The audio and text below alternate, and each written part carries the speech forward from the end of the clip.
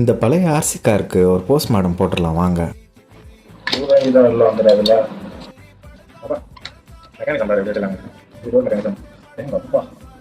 எவ்வளோ மெக்கானிக்ஸ் வச்சுருக்காங்க பாருங்க. இங்கே பாரு இது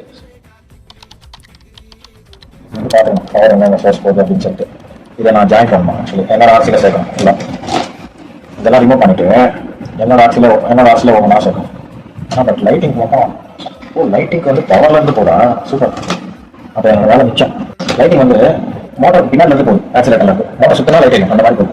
அதனால் போர்டு பார்க்கும் சம்மந்தமே இல்லை. அப்புறம் இந்த மோட்டர் எப்படி அது இதுக்கு தனி மோட்டர் இருக்கா? மொத்தம் எத்தனை மோட்டர் கனெக்ஷன்?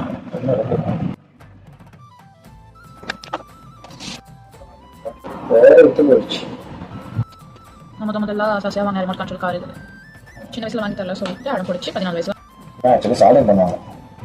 இந்த டைமில் நான் ஃபீட் வச்சுருவாங்க. சரி, இது அப்படியே பார்ட் 2ல கண்டினியூ பண்ணிக்கலாம்.